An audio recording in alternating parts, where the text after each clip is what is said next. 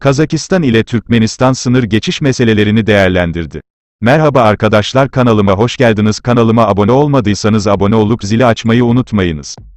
Lütfen videoyu sonuna kadar izleyiniz. Burada Türkiye-Türkmenistan ilişkileri ile ilgili bir habere de değineceğiz. Bildiğiniz gibi Türkmenenabat'ta 10 binlerce kişi için karantina bölgesi oluşturulmuştu. Bu demek oluyor ki Türkmenistan yurdisindeki Türkmen vatandaşlarını sınırlardan geri alacak.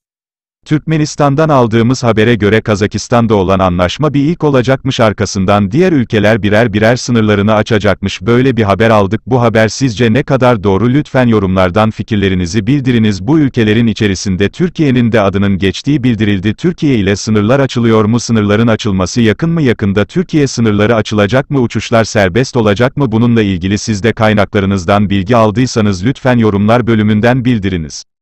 Hatta Kazakistan'dan sonra Türkiye sınırının açılacağı ile ilgili bir bilgi geldi elimize.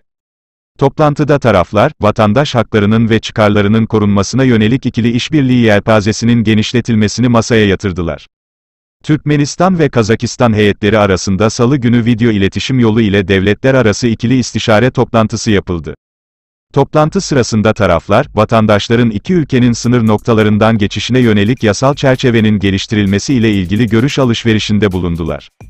Kazakistan Dışişleri Bakanlığı'nın resmi web sitesinde yer alan açıklamaya göre, çevrimiçi toplantıda Kazakistan heyetine Kazakistan Dışişleri Bakanlığı Konsolosluk Hizmetleri Müdürü Boryan Akatayev, Türkmenistan heyetine ise Türkmenistan Dışişleri Bakanlığı Konsolosluk Hizmetleri Müdürü Anna Murat Altiyev başkanlık etti. Görüşmede taraflar, iki ülke vatandaşlarının sınırı geçme prosedürü, araçlarıyla sınırı geçmek isteyen vatandaşlara vize verilmesi ve Türkmenistan'da yaşayan Kazak asıllı vatandaşların Kazakistan'a göçü gibi konuları ele aldılar. Ayrıca, konsolosluk vergilerinin tek tip genel bir sisteminin oluşturulması konusuna da değinildi. Ek olarak taraflar, vatandaş haklarının ve çıkarlarının korunmasına yönelik ikili işbirliği yelpazesinin genişletilmesini masaya yatırdılar. Taraflar, istişare toplantısının sonunda konsolosluk ilişkilerinin tüm alanlarında işbirliğini güçlendirmeye kararlı olduklarını kaydettiler.